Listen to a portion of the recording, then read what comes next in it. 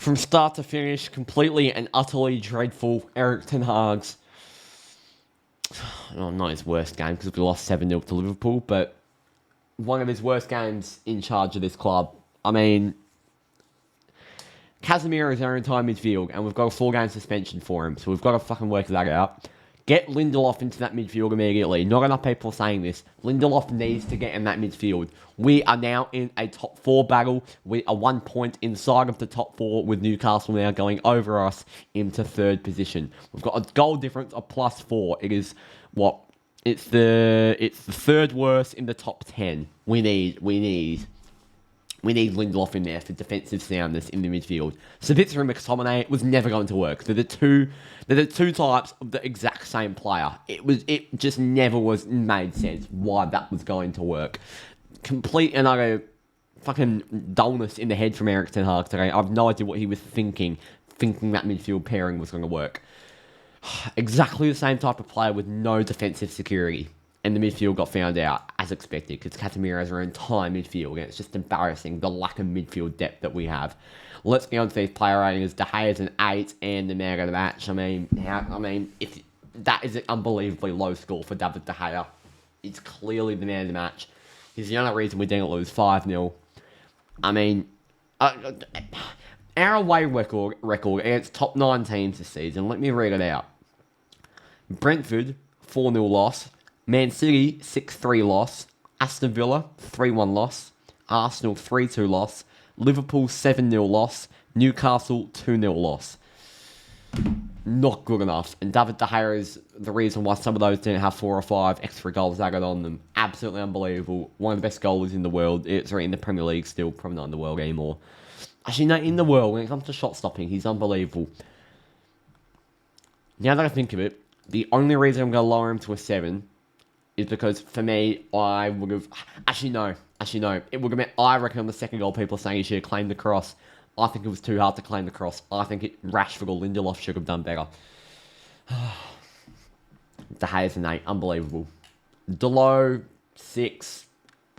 People are going to give him low scores, man. He was okay defensively. I don't think he was really at fault for any of the goals, which is why I'm giving him a 6. And attackingly, I didn't really notice him. So Delo made no impact to this game. Like I can't really give him a lower score. Varane, both the centre-backs get a 7. I'm not shifting my blame on the back 4. These are just low scores from people who are angry.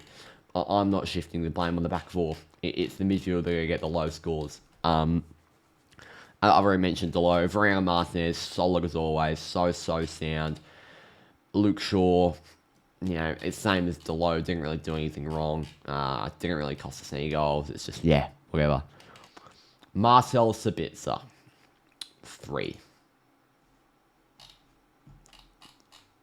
I'm just mind-boggled why he gets such a high score.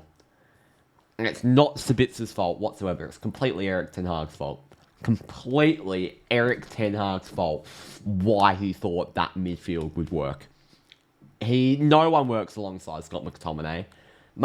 Even players of Marcel Sabitzer's calibre don't work alongside Scott McTominay. Fucking Luka Modric won't work alongside Scott McTominay. They make each other as bad as each other. McTominay gets a 2. So bad. Just getting absolutely de-rizzled by Gimaresh and Willock and Longstaff. Just fucking hell. Got shown up today. Bruno's probably a 5. I don't think he was actually that bad. I thought he tried to break the lines quite well sometimes, but still, it wasn't a good Bruno performance. Anthony's definitely getting a 6 from me. He was our best attacking threat, I thought. Anthony. I thought he made a few really good runs down the right. He looked attacking on the right. He was playing with Dan Burn in the first half, to be brutally honest. Second half, Dan Burn got the better of him, but yeah, I thought Anthony was actually really good. A good threat for us down the right. Rashford, probably a 5. Didn't bring anything to the game, but didn't do anything wrong, I guess. Weghorst, I'm going to have to give I'm going to actually give him a 2.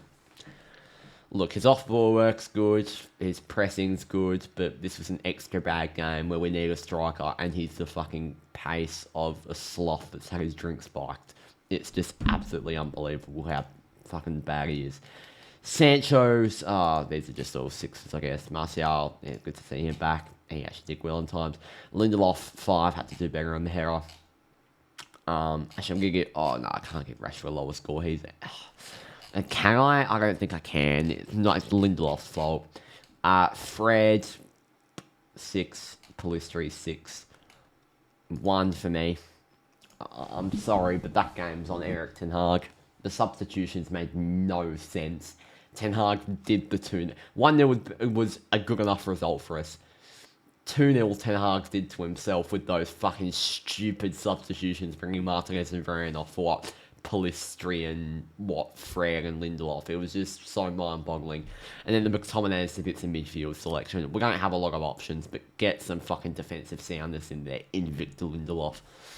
1 for me for Eric Ten Hag, and not good at all. It's not David De Gea, I'm ending the channel. Yeah, it is David De Gea with 72% of the vote. Thank you all for watching. See you all next time. We play Brentford midweek, and that's not a good return from the international break. Cheers.